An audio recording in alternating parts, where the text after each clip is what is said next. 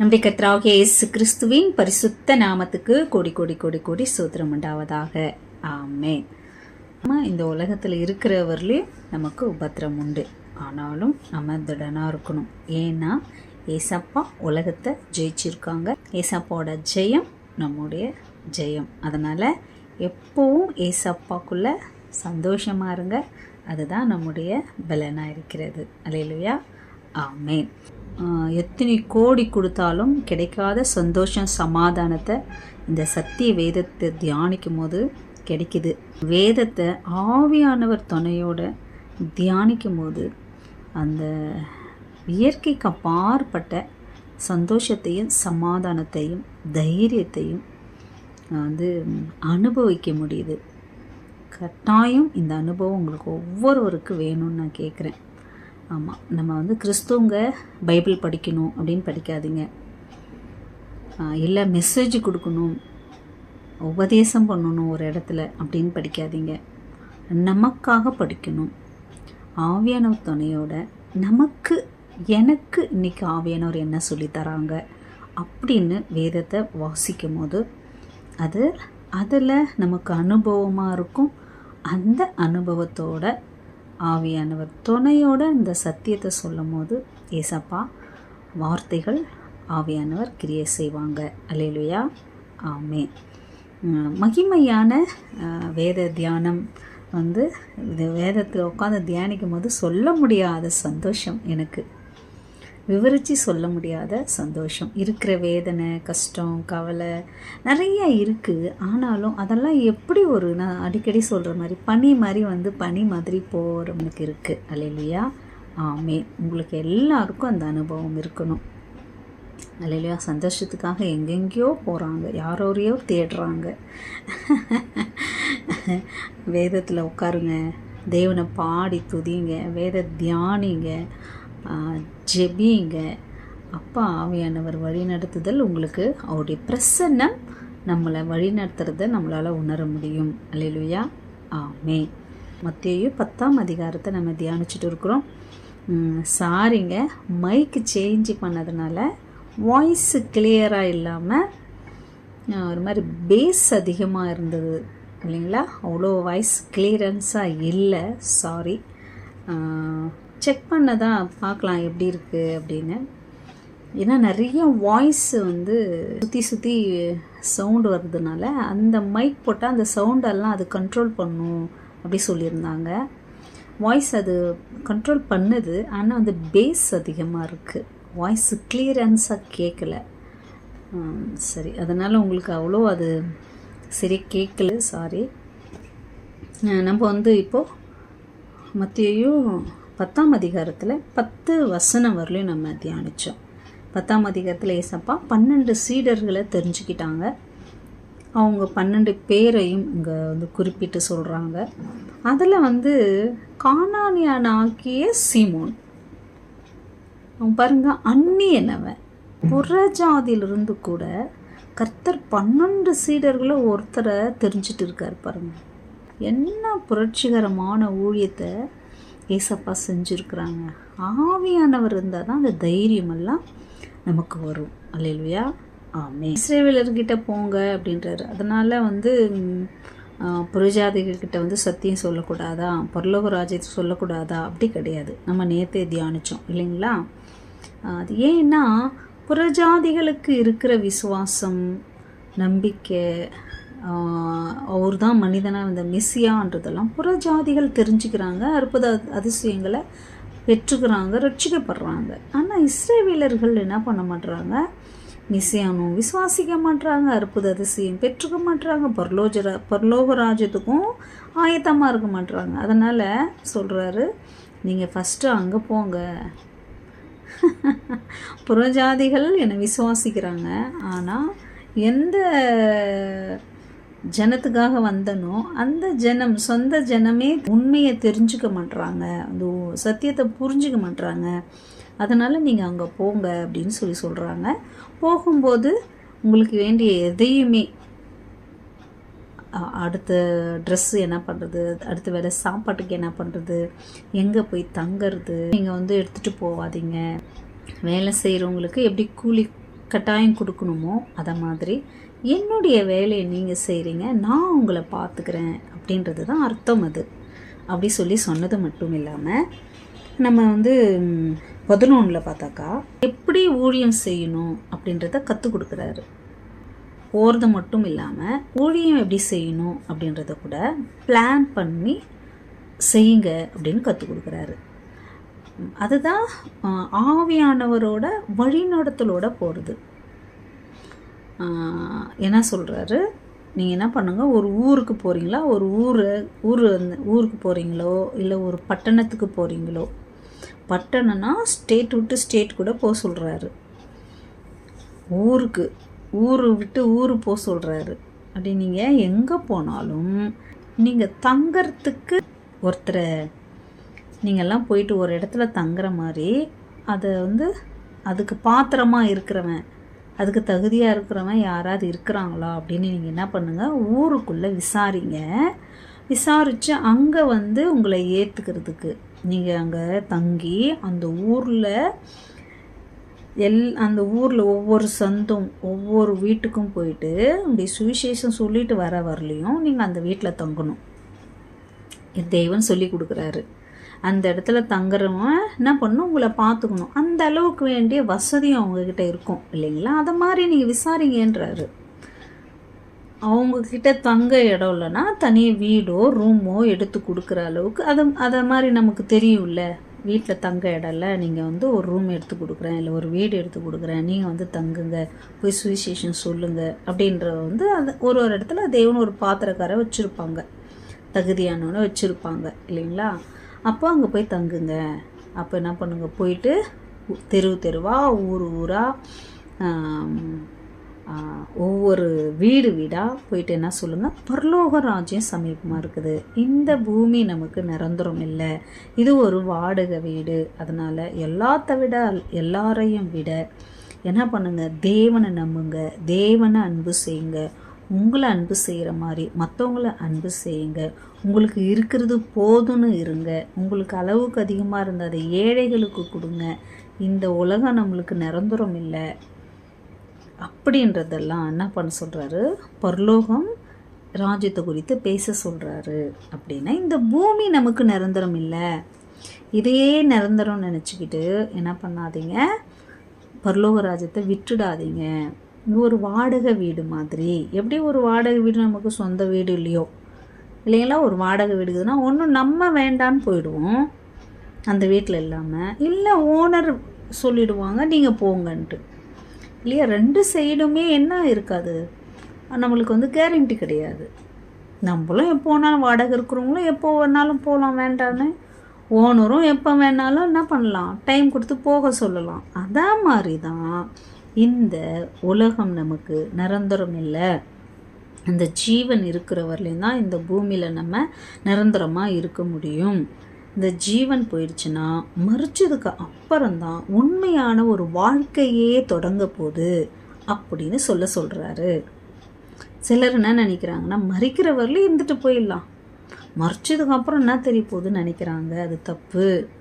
ஒவ்வொரு மனுஷனுக்கும் மரணத்துக்கு அப்புறம்தான் அவனுடைய சுக வாழ்வும் தொடங்குது, அவனுடைய கஷ்டகாலமும் உண்மையாகவே அப்போ தான் தொடங்குது. உண்மையான சந்தோஷமும் அப்போ தான் தொடங்குது, உண்மையான துக்கமும் அப்போ தான் தொடங்குது.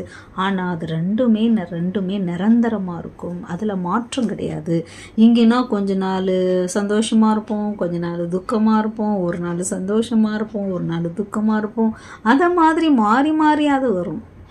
ஆனால் பரலோகராஜ்யம் போயிட்டால் வெறும் சந்தோஷந்தான், நரகம் போயிட்டால் வெறும் என்ன, அது துக்கம்தான். அப்போ அதுக்கு அடிப்படை எது அப்படின்னா ஏசப்பா, அவர் யாருன்னு தெரிஞ்சுக்கணும். அவர் காணக்கூடாத தேவன் நம்மளுக்காக மனிதனாக பிறந்தார். நம்ம பாவம், சாபம், வியாதி, தரித்திரம், இது எல்லாத்துக்கும் பிசாசில் நம்ம அடிமைதனமாக கிடக்கிறோம், இது எல்லாத்துக்கும் அவர் ஒருத்தரே பரிகாரமாக பலியானார், நமக்காக மரித்தார், நமக்காக உயிரோடு வந்தார், நமக்காக திரும்ப பரலோக ராஜ்யத்தை நமக்கு கொடுக்க போகிறாருன்னு அப்படி யார் விசுவாசிக்கிறாங்களோ நம்புகிறாங்களோ அவங்களுக்கு எல்லாருக்குமே நிரந்தரமான சொர்க்கம், மோட்சம், பரலோகம் கிடைக்க போகுது. அவ்வளோதான், வேறு எதுவுமே இல்லைங்க. உங்களுக்கு மோட்சம் வேணுமா? இயேசு ஒருத்தர் தான் மெய்யான தெய்வம். அவர் எனக்காக மறிச்சாருப்பா, எனக்காக உயிரை கொடுத்து உயிரோட வந்தாருப்பா அப்படின்னு யார் ஒருத்தவங்க இருதயத்தில் விசுவாசிச்சு நம்பி அதை வாயில் அறிக்கிறாங்களோ அவங்களுக்கு பரலோகம், அவங்களுக்கு கன்ஃபார்ம் நரகம் கிடையாது. அல்லேலூயா. இதை போயிட்டு என்ன பண்ண சொல்கிறாரு? உலகத்துக்கு சொல்கிறாரு. ஊர் ஊராக போங்க, தெரு போங்க, ஸ்டேட் விட்டு ஸ்டேட்டு போங்க, என்ன கண்ட்ரி விட்டு கண்ட்ரி போங்க அப்படி சொல்கிறாரு. அல்லேலூயா. அதனால தான் தேவனுடைய பிள்ளைகள் அப்படியெல்லாம் போகிறாங்க. இதுதான்பா உண்மை, ஃபேக்ட். இதுதான் உண்மை. இதை சொல்லுங்கள். நம்ம மட்டும் நம்ம அட்டி போட்டோம். அதை தான் அங்கே சொல்கிறாரு. அப்படி நீங்கள் சொல்லி அவன் உங்களை ஏற்றுக்கலைன்னா, நீங்கள் சொல்கிறத நம்பலைன்னா, நீங்கள் என்ன பண்ணுங்கள்? வீட்டாண்டையோ அந்த ஊர்லேயோ அந்த வீட்டாண்டையோ இல்லை அந்த தேசத்துலேயோ என்ன பண்ணுங்க? உங்கள் காலில் இருக்கிற தூசையை தட்டிட்டு போங்க. நீங்கள் அப்படி போகும்போது சொதோம் கொமராவுக்கு நடந்ததை மாதிரி நியாய தீர்ப்பில் அந்த பட்டணத்துக்கு நடக்கும். சொதோம் கொமரெலாம் நடந்துச்சு, அக்கினினால் எரிச்சார் தேவன் பாவத்தினால. அதான் மாதிரி உங்களை ஏற்றுக்காதவங்கள நான் செய்வேன் அப்படி சொல்கிறாங்க. ஏன் அப்படி செய்கிறாங்க? ஏற்றுக்கலைன்னா செஞ்சுக்குவாங்களா? அப்படி கிடையாது. ஏசப்பாவை ஏற்றுக்கலனாலே அக்கினில் எரிச்சிருவாரா? அப்படி கிடையாது. ஏசப்பாவை ஏற்றுக்கலைன்னா இந்த வேத சத்தியம் எந்த இடத்துல தெரியலையோ அங்கே பாவம் பெருகும். அங்கே திருடு, கொலை, வேச்சி, உபச்சாரம், தீவிரவாதம், அங்கே பாவம் அதிகமாகும். ஏசப்பாவை தெரிஞ்சிக்கலைன்னா, ஏற்றுக்கலைன்னா அதுதான். ஏசப்பாவை தெரிஞ்சுன்னா ஒரு உபதேசத்தின்படி அவர் நம்மளுக்கு கற்றுக் கொடுத்த அந்த சத்திய வசனத்துப்படி வாழலைன்னா அங்கே பாவம் பெருகும். ஏசப்பா எங்கே இல்லையோ, ஏசப்பாவை பற்றி யாருக்கு தெரியலையோ, எங்கே இந்த சத்திய வேதம் தெரியலையோ அங்கே பாவம் நடக்கும். அதனால் என்ன பண்ணுவார் தேவன்? அந்த பாவத்துக்கு ஏற்ற தண்டனையே கொடுப்பாரு. புரியுதுங்களா? அதனால தான் இயேசுவை ஏற்றுக்குங்கன்னு சொல்கிறது. இயேசுவை ஏற்றுக்குங்கன்னா ஒரு மதத்துக்கு மாறுங்கன்னு கிடையாது. இயேசு சாமியோட குணாதிசயத்தின்படி வாழுங்கன்னு அர்த்தம். மற்றவங்க ஒருத்தர் அன்பு செய்யுங்க, இரக்கம் செய்யுங்க, ஹெல்ப் பண்ணுங்க, விட்டு கொடுங்க, மன்னிங்க, அன்பு செய்யுங்க. புரியுதுங்களா? இதை மாதிரி சுபாவத்தோட, ஏசப்பாவோட சுபாவத்தோட வாழும்போது அங்கே பாவம் நடக்காது, அங்கே தப்பு நடக்காது. இப்போ இயேசு சாமியை பற்றி தெரியாமலோ இந்த சத்திய வேதம் பைபிள் தெரிலனா அங்கே பாவம் நடக்கும், ஈஸியாக பாவம் நடக்கும். ஏசப்பா வாழ்ந்த வாழ்க்கையை தான் நம்ம பைபிளில் படிக்கிறோம். இது தெரியாத இருக்கும்போது அந்த இடத்துல என்ன ஆகும்? பாவம் பெருகும். பாவம் பெருகுனா தேவன் என்ன பண்ணுவார்? அந்த இடத்துல தண்டிப்பார். அவர் தேவனாச்சே. இயேசு சாமி மெய்யான தேவன், அவர் நீதி உள்ள தேவன். ஒரு தப்பு செஞ்சால் அந்த இடத்துல என்ன பண்ண அவருடைய சுபாவம்? அந்த இடத்துல தண்டனை கொடுக்கணும். அல்லேலூயா. இதை தான் போய் என்ன பண்ண சொல்கிறாரு. அவங்க கேட்டால் கேட்கட்டும், கேட்காட்டி போட்டோம், ஆனால் இந்த உண்மையெல்லாம் உலகத்துக்கு சொல்லுங்க அப்படி சொல்கிறாரு. ஏன்னா ஏசப்பா தண்டிக்கும் போது யாருமே எனக்கு தெரியாத ஆண்டவரே, நீங்கள் தான் என் உண்மையான தெய்வம் அப்படின்னு எங்ககிட்ட யாரும் சொல்லலை தேவனே. இந்த உண்மையை சொல்லியிருந்தால் நாங்கள் நம்பியிருப்போம், எங்களுக்கு சொல்ல யாரும் இல்லை அப்படின்னு அப்படி சொல்லக்கூடாதுன்னு உங்களை போய் சொல்கிறாரு. அல்லேலூயா. சொல்லுவாங்கல்ல, எங்களுக்கு தெரியாது, எங்களுக்கு யாரும் இதை சொல்லலைன்னு சொல்லுவாங்கல்ல, அதனால் போய் சொல்லுங்க நீங்கன்னு சொல்கிறாங்க. அல்லேலூயா. ஆமீன். அது மாத்திரம் இல்லாமல் 16 மத்தேயு 10:16 ஆடுகளை ஓநாய்களுக்குள்ளே அனுப்புகிறது போல இதோ நான் உங்களை அனுப்புகிறேன். ஆகையால் சர்ப்பங்களைப் போல வினா உள்ளவர்களும் புறாக்களைப் போல கபடற்றவர்களுமாயிருங்கள் அப்படி சொல்கிறாங்க. கர்த்தர் சொல்கிறாரு, புறாவை போல கபடற்றவர்களாகவும் இருக்கணும், சர்ப்பத்தை போல புத்தியாகவும் பேசணும். சிலர் என்ன நினைப்பாங்கன்னா, சாத்தான் சர்பத்துக்குள்ளே இருந்து பேசுறதுனால சர்பம் எல்லாமே பிசாசு கிடையாது, காட்டில் வாழ்கிற மிருகம். புரியுதுங்களா? அந்த உருவத்தை அந்த சர்பம் கொடுத்ததுனால பிசாசுக்கு வலுசர்பன்னா அவனுக்கு பேர் வந்தது லூசிபருக்கு, பிசாசுக்கு. ஆனால் அந்த சர்பத்துக்கு சாபத்தை கொடுத்துட்டாரு. அதனால் அதெல்லாம் பிசாசு கிடையாது. இந்த வசனம் எல்லாம் உங்களுக்கு தெரியும்.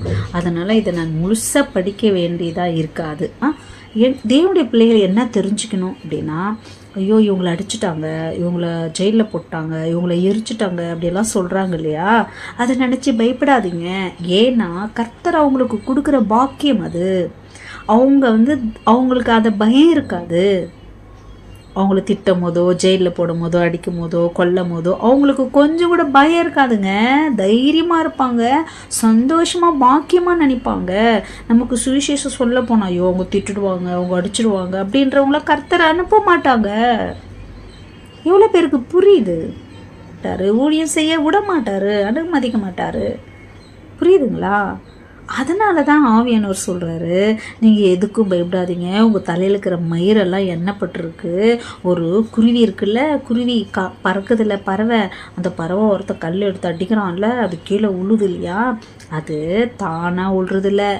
அவன் கல் எடுத்து அடித்தோ, உண்டிக்கோல் வச்சு அடித்தோ, வில்லு எடுத்து அடித்தோ அது தானாக விடுறதில்ல. அவன் கன்னை எடுத்து வச்சு அடித்தோ அது விடுறதில்ல. நான் அனுமதிச்சு அந்த குருவி கீழே உழுது. அப்படி இருக்கும்போது உன்னை நான் தொட விட்டுருவேனா? என் தேவ அனுமதியோட அவங்களுக்குரிய பாக்கியத்துக்காக தேவன் அதெல்லாம் செய்ய வைப்பார தவிர, நம்ம கிட்ட ஜெயிலில் கூட்டின்னு போனாலோ, எங்கேயாவது ஜெயிலில் போட்டாலோ, மற்றவங்க நம்மளோட பேசினாலோ, அவங்கக்கிட்ட நம்ம என்ன பேசணும், எப்படி பேசணுன்றத நம்ம இல்லை, ஆவியானவரே அவங்களோட பேசுவாங்க. நம்மளை குறித்த பயம் அவங்களுக்கு இருக்கும். நமக்கு பயம்னா என்னன்னே தெரியாது. அல்லேலூயா, ஆமென். அதான் மாதிரி இருக்கிறவங்க தான் தேவன் சுவிசேஷத்துக்கோ, சபைக்கோ, ஊழியத்துக்கோ, எந்த ஊழியமானாலும் ஆவியானவர் அனுமதிச்சாதான் என்ன பண்ண முடியும். நம்மளுக்கு எந்த ஆபத்தும் துன்பமும் வரும். அந்த இடத்துல ஒரு மகிமை நம்ம பார்க்க போகிறோன்னு அர்த்தம். அந்த இடத்துல நம்ம விசுவாசம் பரீட்சை பார்க்கப்பட போகுதுன்னு அர்த்தம். அல்லேலூயா, ஆமென். அதனால் கொஞ்சம் கூட நமக்கு பயம் இருக்காதுங்க. நேச்சுரலாகவே நமக்கு பயம் இருக்காது தேவனுடைய பிள்ளைகளுக்கு. புரியுதுங்களா?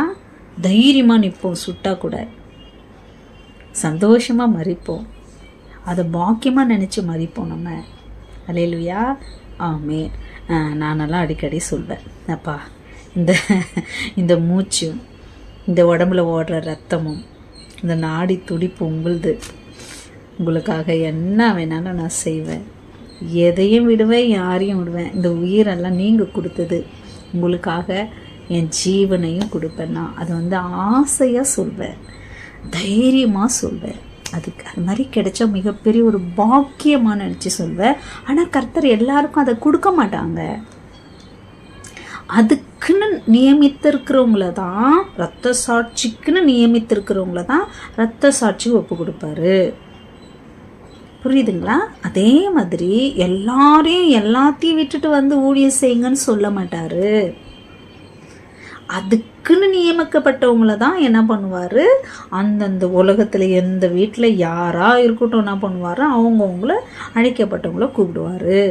அதுக்கு தான் இங்கே ஏசப்பா சொல்கிறாங்க, தலைமயிரெல்லாம் எண்ணப்பட்டிருக்கு, அதனால் பயப்படாத. ஒரு குருவி கீழே ஒருத்தன் அடித்து ஒரு குருவி கீழே உழுந்தா கூட அது தானாக விடுறதில்ல, நான் அனுமதித்து அது கீழே விழுது. அதனால் நீ சுவிசேஷம் சொல்ல போகும்போது இவங்க என்ன பேசுறது, இங்கே என்ன சொல்கிறதுன்னு நீங்கள் பயப்பட வேண்டிய தேவை கிடையாது. ஆவியானவர் நான் இருந்தோ அவங்க எந்த இடத்துல யார்கிட்ட என்ன பேசணுன்றதை நான் பேசுவேன். அதனால் நீங்கள் பயப்படாதீங்கன்னு சொல்ல வர்றாரு. அது மட்டும் இல்லாமல் இந்த சரீரத்தை கொள்றானா அவனுக்கு நீ பயப்படாத. ஏன்னா இந்த சரீரம் கொண்டா நான் திரும்ப இந்த சரீரத்தை என்ன பண்ணுவேன், மறுரூபம் மாற்றுவேன். ஆனால் இந்த ஜீவனை அவனால் எடுக்க முடியாது, ஆத்மாவை அவனால் கொல்ல முடியாது. இந்த சரீரம் தான் சாகுமே தவிர ஆவி ஆத்மாவை நான் ஒன்றும் பண்ண முடியாதாவ. அது அந்த ஒரு செகண்டில் நம்ம ஜீவன் போகிற அந்த ஒரு செகண்டில் நம்ம ஆத்மாவை எடுத்துப்பாங்க கர்த்தர். நமக்கு வலி தெரியாது. நான் ஒரு டைமுக்கு ரத்த சாட்சியாக இருக்கும்போது சொன்னேன், நான் அழுவேன். உங்களுக்கு சாட்சி சொல்லியிருக்கேன். நான் இதை அவ்வளோ ஆழமான சத்தியம் தெரியாமல் அழுவேன். நான் யாராவது அடிச்சுட்டாங்க, ஜெயிலில் போட்டாங்க, இறந்துட்டாங்கன்னா அதே ஃபீலிங்கில் அழுவேன். நான் அப்பா அப்படி செஞ்சுட்டாங்களப்பா, அப்பா அப்படி செஞ்சுட்டாங்களப்பான்னு.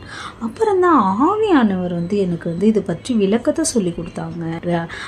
தூங்காமல் சாப்பிடாம அப்படியே நினைக்கிற அப்படி சொல்லிட்டு அது குறித்த கர்த்தர் எனக்கு ஆவியில் கர்த்தர் எனக்கு அதை சொல்லி தந்தாங்க.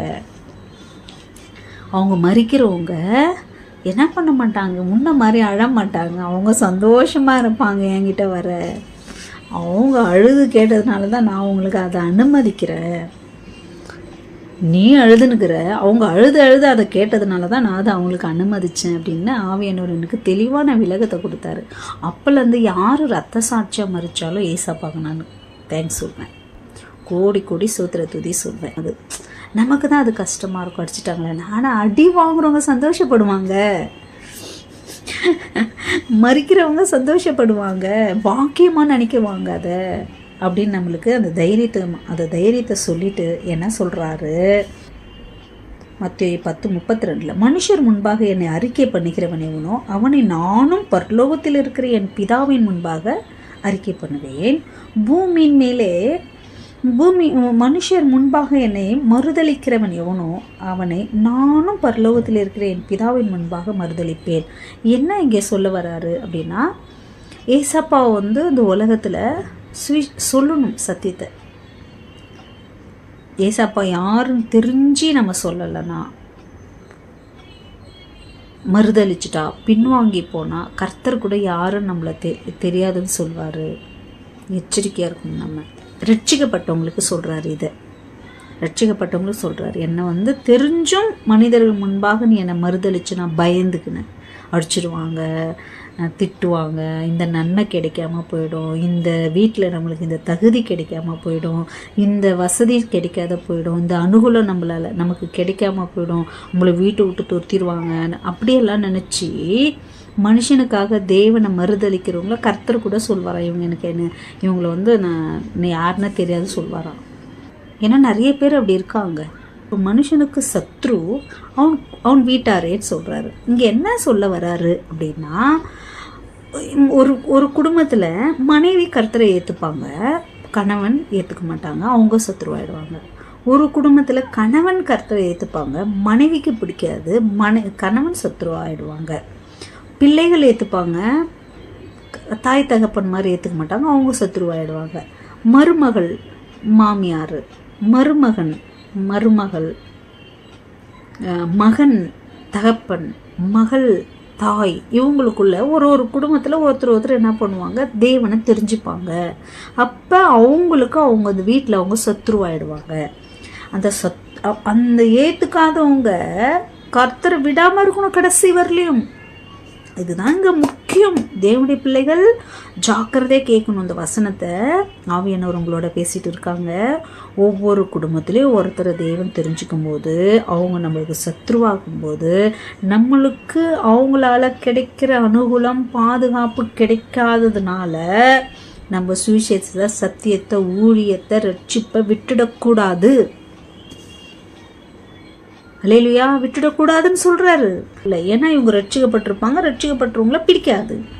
ரட்சிக்கப்பட்டுட்டியா வீட்டு விட்டு போக சொல்லுவாங்க, ஊழியம் செய்யக்கூடாதுன்னு சொல்லுவாங்க, ஆலயத்துக்கு போகக்கூடாதுன்னு சொல்லுவாங்க. அப்போ நம்ம என்ன பண்ணக்கூடாது அப்படின்னா, அந்த ரட்சிப்பை விட்டுடக்கூடாது, அந்த ஊழியத்தை விட்டுடக்கூடாது, அந்த எந்த விதமான ஊழியமாக இருந்தாலும் என்ன பண்ணக்கூடாது, விட்டுடக்கூடாது. அப்படியே கீழே 37 சொல்கிறாரு பாரு, விட்டுடக்கூடாதுன்றதுக்காக. தகப்பனையாவது தாயையாவது என்னிலும் அதிகமாய் நேசிக்கிறவன் எனக்கு பாத்திரன் அல்ல, மகனையாவது மகளையாவது என்னிலும் அதிகமாக நேசிக்கிறவன் எனக்கு பாத்திரன் அல்ல. அப்படி சொன்னது மட்டும் இல்லாமல் 38 தன் சிலுவையை எடுத்துக்கொண்டு என்னை பின்பற்றாதவன் எனக்கு பாத்திரன் அல்ல, தன் ஜீவனை காக்கிறவன் அதை இழந்து போவான், என்னால் என்னை நிமித்தம் தன் ஜீவனை இழந்து போகிறவன் அதனை காப்பான். உங்களை ஏற்றுக்கொள்கிறவன் என்னை ஏற்றுக்கொள்கிறான், என்னை ஏற்றுக்கொள்கிறவன் என்னை அனுப்பினவரை ஏற்றுக்கொள்கிறான். தீர்க்கதரிசி நாமத்தின் நிமித்தம் தீர்க்கதரிசியை ஏற்றுக்கொள்கிறவன் தீர்க்கதரிசிக்கேற்ற பலனை அடைவான். நீதிமான் என்னும் நாமத்தின் நிமித்தம் நீதிமானை ஏற்றுக்கொள்கிறவன் நீதிமானுக்கேற்ற பலனை அடைவான். சேஷன் என்னும் நாமத்தின் நிமித்தம் இந்த சிறியரில் ஒருவனுக்கு ஒரு கலசம் தண்ணீர் மாத்திரம் குடிக்க கொடுத்தாலும் அதன் பலனை அடையாமற் போகான் என்று மெய்யாகவே உங்களுக்கு சொல்கிறேன் என்று சொல்றாரு. அல்லேலூயா, ஆமென். இங்க ரெண்டையும் சொல்றாரு. ரட்சிக்கப்பட்டவன் எனக்காக, தாய்க்காகவோ தகப்பனுக்காகவோ கணவனுக்காகவோ மனைவிக்காகவோ பிள்ளைகளுக்காகவோ வேலைக்காகவோ வீட்டுக்காகவோ எதுக்காகவும் என்னை விடக்கூடாது. அப்படி விட்டா எனக்கு அவன் பாத்திரம் கிடையாது. அப்படி விட்டுட்டு வர்றாங்கல்ல, தேவன்தான் முக்கியம், ஜீவனே போனாலும் தேவனுக்காக என் ஜீவன் போட்டோன்னு யாரு தைரியமா வர்றாங்களோ அவங்களுக்கு சகாயம் செய்ய சொல்லியும் இங்க சொல்றாரு. உங்களை ஏற்றுக்கொள்கிறவன் என்னை ஏற்றுக்கொள்கிற, வீட்டை விட்டு தள்ளிடுறாங்க. அப்போ நம்மளை ஒருத்தவங்க ஏற்றுக்கிறாங்க, நீ வா நாங்கள் பார்த்துக்குறோம், நீங்கள் வாங்க ஊழியம் செய்ய வரீங்களா, வாங்க நான் பார்த்துக்கிறேன்ட்டு உங்களை ஏற்றுக்கொள்கிறவன் என்னை ஏற்றுக்கொள்கிறான். அப்படி தள்ளப்படுறாங்கல்ல, அவருக்காக தேவனுக்காக தள்ளப்படுறாங்கல்ல, அவங்களுக்கு சகாயம் செய்கிறவங்க யாருக்கு சகாயம் செய்கிறாங்களாம்? தேவனுக்கு சகாயம் செய்கிறாங்களாம். 40 பாருங்க, உங்களை ஏற்றுக்கொள்கிறவன் என்னை ஏற்றுக்கொள்கிறான், என்னை ஏற்றுக்கொள்கிறவன் என்னை என் பிதாவையே ஏற்றுக்கொள்கிறான்னு சொன்னது மட்டும் இல்லை, தீர்க்கதரிசி நாமத்தின் நிமித்தம் தீர்க்கதரிசி ஏற்றுக்கொள்கிறவன், அவருக்கு நீ ஹெல்ப் பண்ணுறீங்களா? அது கர்த்தருக்கு ஹெல்ப் பண்ணுறது. அடுத்தது நீதி செய்கிறாரா? நீதியாக இருந்து அவர் தள்ளப்படுறாங்களா? அவருக்கு நீங்கள் நன்மை செய்கிறீங்களா? அது கர்த்தருக்கு செய்கிறது. இங்கே ஏற்றுக்கொள்கிறதுன்றது நன்மை செய்கிறது, பொறுப்பெடுத்துக்கிறது. அவங்கள ஒரு தீர்க்கதரிசியை பொறுப்பெடுத்துக்கிறது. உங்களுக்கு தேவையெல்லாம், உங்களுக்கு வேண்டியதெல்லாம் நான் பொறுப்பெடுத்துக்கிறேன்னு சொல்கிறாரு. எடுத்துக்குங்க. அப்படி எந்த ஒரு தீர்க்கதரிசிக்கு நீங்கள் நன்மை செய்கிறீங்களோ, அவங்களுக்கு வேண்டியது செய்கிறீங்களோ, அது எனக்கு செய்கிறீங்க. ஒரு நீதிமானுக்காக நீங்கள் ஒரு நீதிமான நீங்கள் பொறுப்பெடுத்துக்கிறீங்க அப்படின்னா, அவங்களுக்கு நீங்கள் நன்மை செய்கிறீங்கன்னா அது எனக்கு செய்கிறீங்க. அது ஏற்றுக்கொள்கிறதுன்ற நன்மை செய்கிறது. சீஷன் என்னும் நாமத்தின் நிமித்தம் அப்படின்னா ஊழியக்காரங்க. சீஷன்ன்றது ஊழியக்காரங்க. ஊழியக்காரர்களுக்கு நீங்கள் ஒரு தண்ணி கொடுத்தா கூட அதுக்கேற்ற பலனை நான் உங்களுக்கு திருப்பி கொடுப்பேன்றாரு. புரியுதுங்களா? அப்படி அவங்களுக்கு நீங்கள் நன்மை செய்யும் போது, எனக்காக எல்லாத்தையும் விட்டுட்டு வர்றவங்களுக்கு நீங்கள் பொறுப்பெடுத்து நன்மை செய்யும் போது அது எனக்கே செய்கிறீங்க, அதுக்கேற்ற பலனை நான் கண்டிப்பாக கொடுப்பேன்னு சொல்கிறாரு. அல்லேலூயா. 4 விதமான காரியத்தை 10ஆம் அதிகாரத்தில் சொல்கிறாரு. 12 பேரை தெரிஞ்சுக்கிறாரா? அவங்கள சுவிசேஷத்துக்கு சொல்ல அனுப்புகிறாரா? அங்கே போய் எப்படி சொல்லணும்னு கற்றுக் கொடுக்குறாரா? உங்களை எல்லாரும் ஏற்றுக்க மாட்டாங்கன்னு சொல்கிறாரா? அப்போ எந்த இடத்துல ஞானத்தோட பேசணும், எந்த இடத்துல யார்கிட்ட எந்த இடத்துல ஞானத்தோட பேசணும்னு நீங்கள் கவலைப்படாதீங்க. ஆவியானவர் நானே உங்களோட இருந்து என்ன பேசணும் என்ன சொல்லணும் நான் பேசுவேன், நீங்கள் கவலைப்படாதன்னு சொல்கிறாரா? உங்கள் தலையில் இருக்கிற மயிரெல்லாம் எண்ணப்பட்டிருக்கு, ஒரு குருவி கீழே விழுந்தா கூட நான் அனுமதிச்சு தான் அவங்ககிட்ட அது விழுது அப்படின்னு சொல்லி தைரியப்படுத்துகிறாரா? அது மாத்திரம் இல்லாமல் உங்களுக்கு ஒரு மரணம் வருதுன்னாக்கா அந்த மரணத்துக்கு கூட நீங்கள் பயப்படாதீங்க. ஏன் அனுமதியோடு தான் அந்த மரணம் வருது.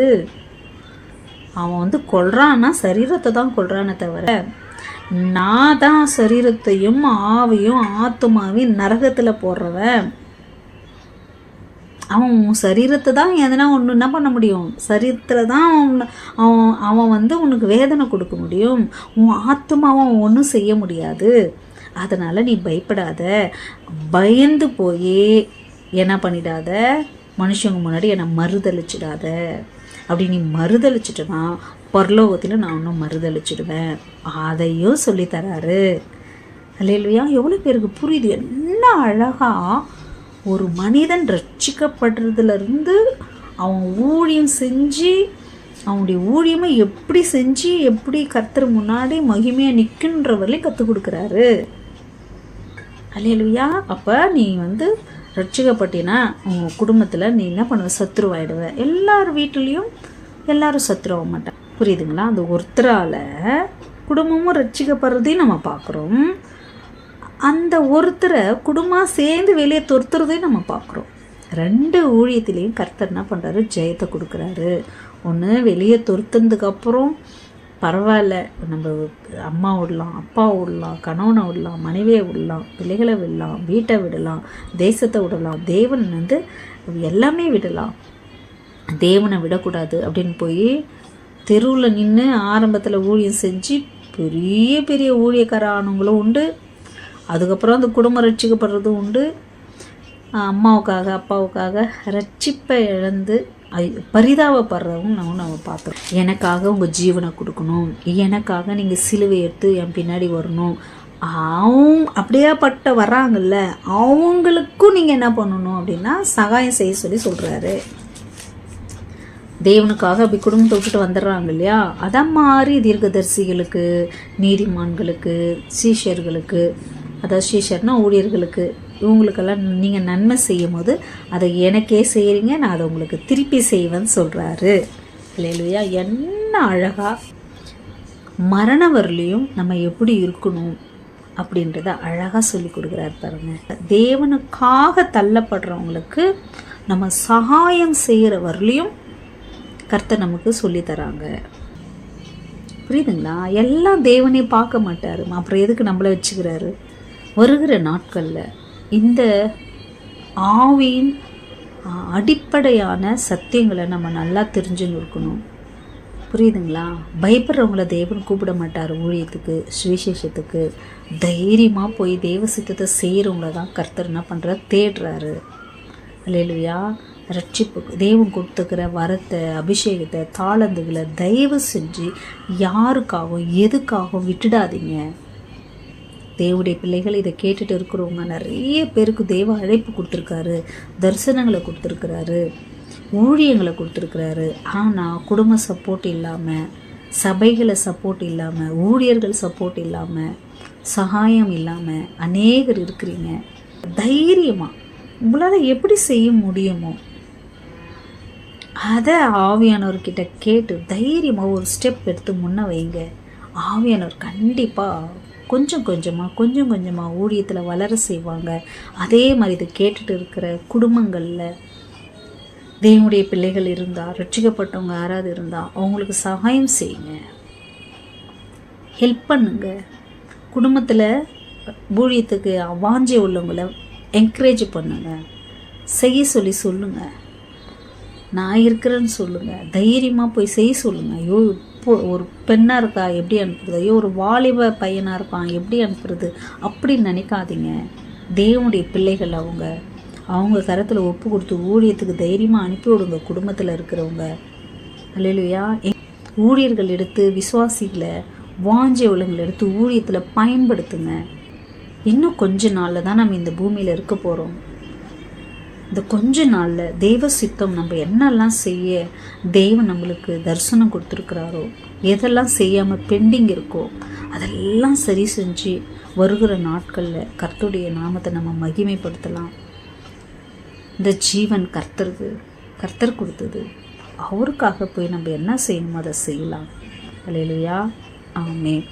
கர்த்தருக்குள்ளே எப்பவும் சந்தோஷமாக மட்டும் இல்லாமல் கர்த்தருக்குள்ளே தைரியமாக இருங்க, கர்த்தருக்குள் பலனாக இருங்க. ஏசப்பா நம்மளை கொண்டு செய்ய வேண்டியதை செய்ய நம்மளை அர்ப்பணிக்கலாம். அல்லேலூயா. ஆமென். நம்ம ஏசப்பா வருகைக்கு ஆயத்தமாக இருப்போம், மற்றவங்களை நம்ம ஆயத்தப்படுத்துவோம். அல்லேலூயா.